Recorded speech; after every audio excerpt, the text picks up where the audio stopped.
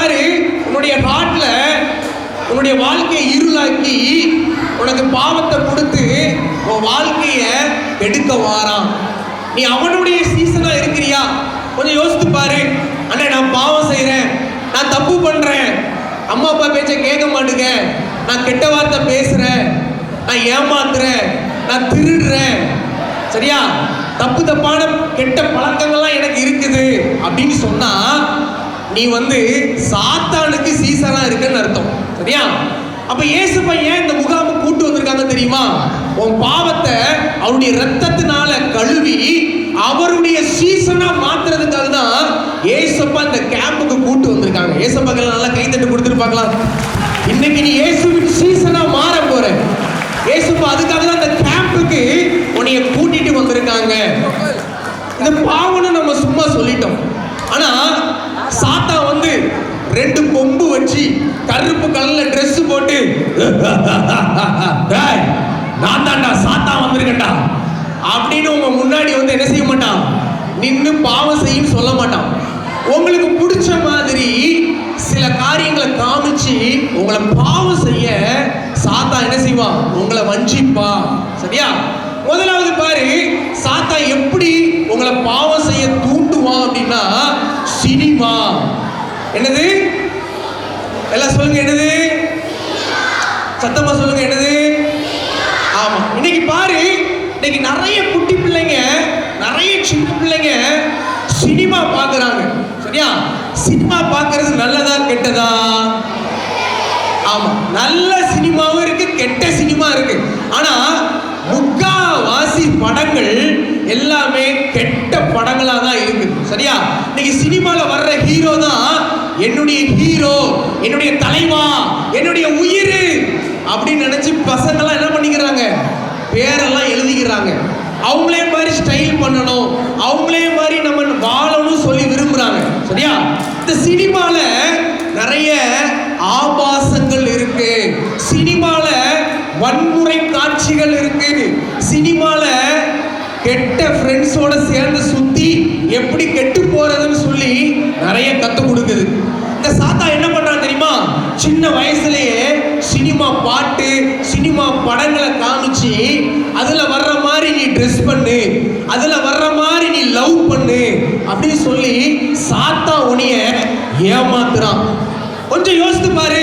அண்ணே, நானும் சினிமா படம் பார்க்கிறேன், எனக்கு இயேசுவை விட இந்த ஹீரோ எனக்கு ரொம்ப பிடிக்கும், இந்த ஹீரோயின் எனக்கு ரொம்ப பிடிக்கும், இவங்களுடைய படம்னா எனக்கு ரொம்ப இஷ்டம் அப்படின்னு சொல்லி நிறைய பிள்ளைங்க இருக்கிறீங்கல்ல. பாரு, சாத்தா எப்படி சினிமாவை காமிச்சு நம்மளை ஏமாத்துறான். சரியா?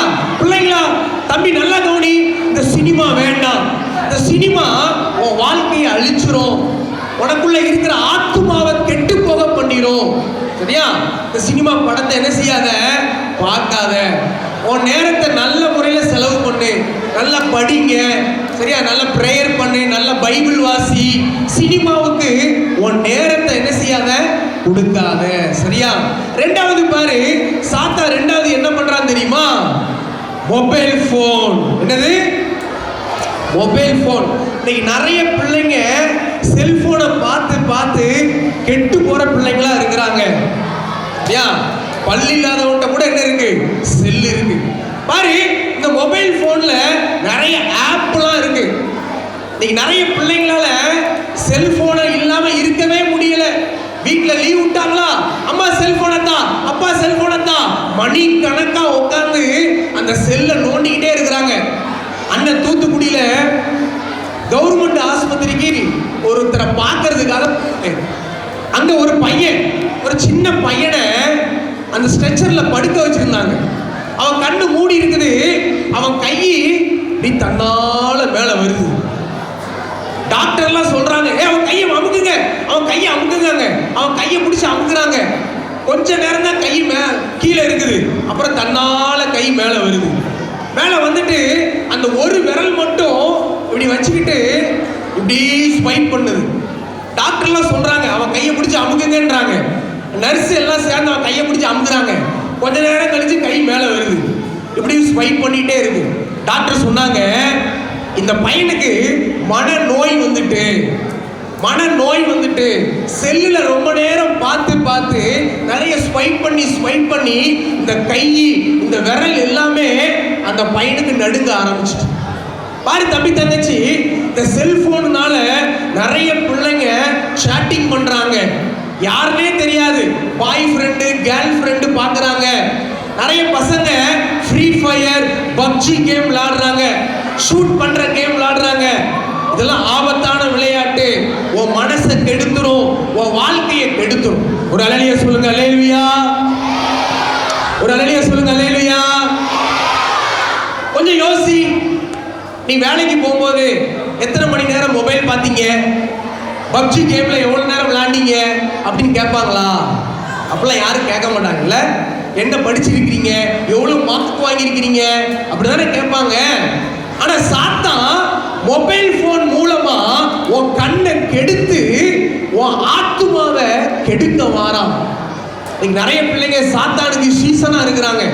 இந்த மொபைல் போன்ல தேவையில்லாத ஆபாச படங்கள் இன்னைக்கு நிறைய சின்ன தம்பிமார் பார்க்குறாங்க. அன்னைக்கு ஒரு நாள் ஸ்கூல்ல ஊழியத்தை முடிச்சுட்டு நிற்கும் போது ஒரு தம்பி பிரேயருக்காக வந்தான். அண்ணா எனக்காக பிரேயர் பண்ணுங்கண்ணா அப்படின்னா. என்னடா கேட்டா, அவன் கை நிறைய மெமரி கார்டு இருந்துச்சு. எல்லாம் பார்த்தீங்கன்னா 16க்கும் மேற்பட்ட மெமரி கார்டு, எல்லாம் ஆபாச படம்.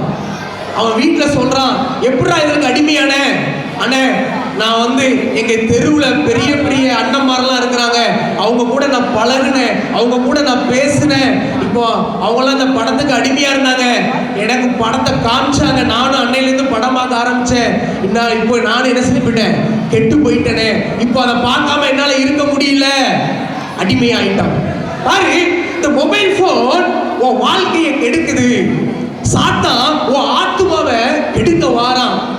கொஞ்சம் யோசித்து பாரு, நீ எவ்வளவு நேரம் டைம் ஸ்பெண்ட் பண்ற மொபைல் போன்ல. இது மட்டும் இல்ல, அடுத்து இன்னொன்னு காமிக்கிறேன். இன்னைக்கு நிறைய பிள்ளைங்க என்ன பண்றாங்கன்னா, நண்பர்களால கெட்டு போறாங்க. Bad friends. பாரு, பேட் ஃப்ரெண்ட்ஸ். தம்பி தங்கச்சி நல்லா கவனிங்க. நீ படிக்கிற இடத்துல, உங்க வீட்டு பக்கத்துல, நீ சண்டே ஸ்கூலுக்கு போற இடத்துல, உங்க சர்ச்சில் எப்படிப்பட்ட ஃப்ரெண்ட்ஸோட நீ பழகுற, எப்படிப்பட்ட ஃப்ரெண்ட்ஸோட நீ பேசுற, நல்லா பாரு. சில பிள்ளைங்க சினிமா கதையே சொல்லுவாங்க, கெட்ட விஷயத்தையே உனக்கு சொல்லுவாங்க. எடி எனக்கெல்லாம் ஆள் இருக்குடி, உனக்கு ஆள் இருக்காடி உன்கிட்ட கேட்பாங்க. அது நல்ல ஃப்ரெண்டா கெட்ட ஃப்ரெண்டா சொல்லு, நல்ல ஃப்ரெண்டா கெட்ட ஃப்ரெண்டா? இல்ல கொஞ்சம் வாடா டே, கொஞ்சம் அப்படி புகை விட்டு பாரு, கொஞ்சம் ஸ்மோக் பண்ணு, கொஞ்சம் பீடி குடி, சிகரெட்டை குடின்னு சொல்லுவான். கொஞ்சம் சாராயம் குடிச்சு பாரு, கொஞ்சம் இந்த கஞ்சாவை கசக்கி பாரு, கொஞ்ச நேரம் டேஸ்ட் பண்ணி பாரு அப்படிலாம் சொல்லுவான். தயவு செய்து கெட்ட ஃப்ரெண்ட்ஸ் கூட நீ சேர்ந்துடாத.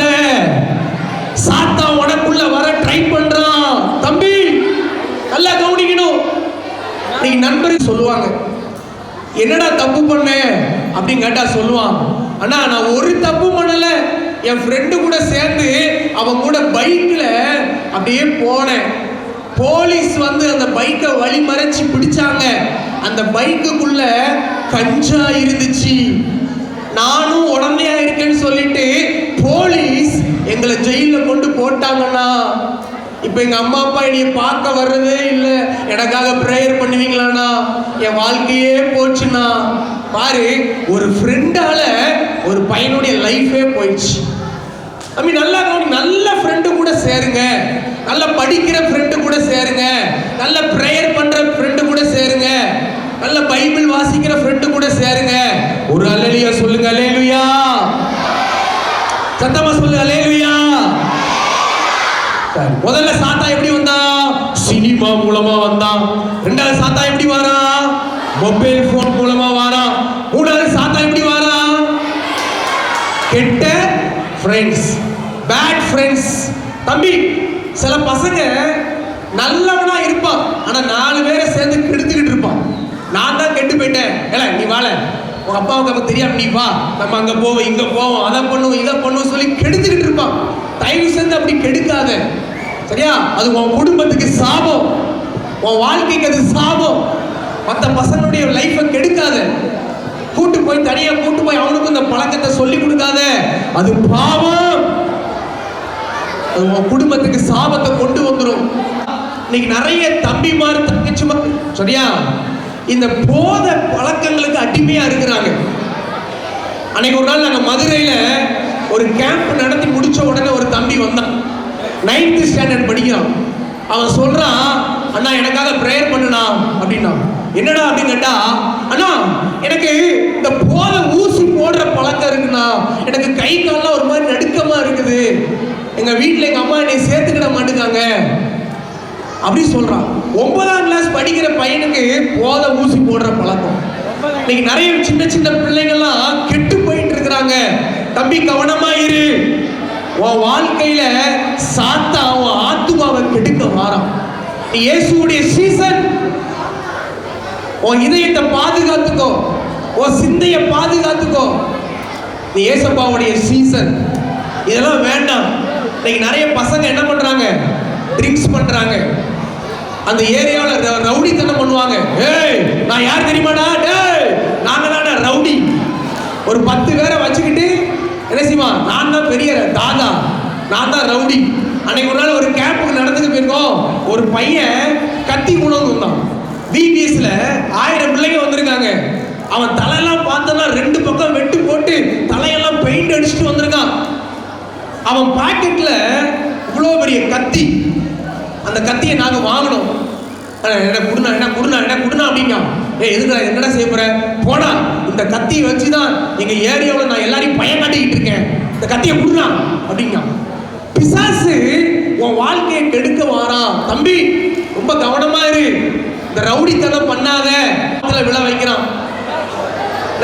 பாய் ஃப்ரெண்டு கேர்ள் ஃப்ரெண்டு அண்ணா என்னைய பார்க்குறாங்க, என் கூட பேசுறாங்க, என் கூட சிரிக்கிறாங்க.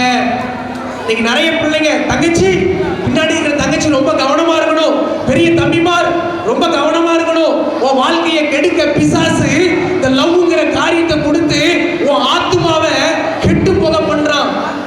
உன் வாழ்க்கை ஃபெயிலியர் ஆயிரும். நீ சாதிக்க வேண்டிய ஆளு, நீ படிச்சு முன்னேறி போக வேண்டிய ஆளு. நீ ஒரு சின்ன கிராமத்துல இருக்கிற, ஏசப்பா உன்னை உயர்ந்த இடத்துக்கு கொண்டு போகணும்னு நினைக்கிறாங்க. ஆனா சாத்தா இந்த அசிங்கமான பாவத்தெல்லாம் செய்ய வச்சு உன்னை இன்னும் பாதாளத்துக்குள்ள தள்ளுறான். தம்பி நல்லா கவனி, நீ மட்டும் ஏசப்பா பிள்ளையா இருந்து நீ நல்லா படிப்பேன்னு சொன்னா இந்த உலகத்துக்கே உன்னை ஆசீர்வாதமா ஏசப்பா வைப்பாங்க. இந்த இந்திய தேசத்துக்கே ஏசப்பா உன்னை ஆசீர்வாதமா வைப்பாங்க. இன்னைக்கு நிறைய பிள்ளைங்க இந்த சின்ன சின்ன பாவத்துக்கு அடிமையா இருக்கிறாங்க. நீ அப்படி அடிமை. நிறைய பசங்க பிள்ளைங்க டாட்டூஸ் போடுறாங்க. டாட்டூஸ், அசிங்கமான டாட்டூஸ், பிசாசுடைய சிம்பிள்ஸ்.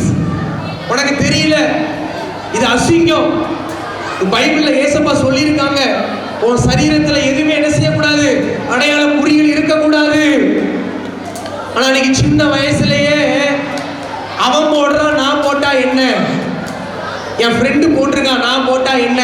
இன்னைக்கு நிறைய கேர்ள்ஸ் பிள்ளைங்க மாதிரி டாட்டூஸ்லாம், அசிங்கமான டாட்டூஸ், கையில, நெத்தியில, வயிற்றுல, காலில், தொடையில, இந்த மாதிரி அசிங்கமான டாட்டூஸ் போடுறீங்க.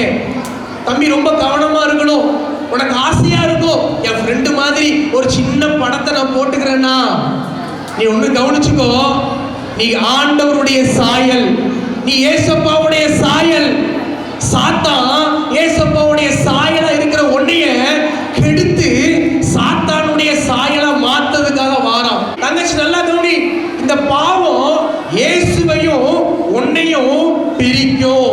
என்ன சொல்லியிருக்கு, பிரிக்கும். சத்தமா சொல்லி, என்ன செய்யுது? இங்க பாரு, இங்க ஆண்டவர் இருக்கிறாரு, இங்க நீ இருக்கிற. ஆனா உங்க 2 பேருக்கு நடுவில் என்ன இருக்கு? பாவம், சின். இயேசுவையும் உன்னையும் பிரிச்சிரும். சரியா? நீ தப்பான பாவம் செய்யும் போது இயேசுப்பா உன்னை விட்டு கொஞ்சம் கொஞ்சமா விலகி விலகி உன்னை விட்டு போயிடுவாங்க. எப்படி சொல்றேன் அப்படின்னா, உன் பக்கத்துல உன் ஃப்ரெண்டு உட்காந்துருக்கால, காலையில் நல்லா சாப்பிட்டு வந்திருப்பா, உன் பக்கத்துல வாந்தி எடுத்து போட்டான்னு வச்சுக்கோயேன், பக்கத்துல உட்காந்துருப்பியா? பக்கத்துல உட்காந்துருப்பியா? என்ன செய்வ? இந்த பாப்பா சொல்றானே, நான் ஓடிடுவேன். இல்லைன்னா அந்த வாமிட்ல கையை விட்டு உழப்பி விளையாடுவியா? சொல்லும் போதே வாந்தி வர்ற மாதிரி இருக்குல்ல, இல்லைன்னா வாந்தி பக்கத்துல உட்காந்து செல்ஃபி போட்டா எடுத்து ஸ்டேட்டஸ்ல வைப்பியா? அப்பெல்லாம் யாரும் செய்ய மாட்டோம். அது நாத்தம், அசிங்கம், ஓடிடும்ல.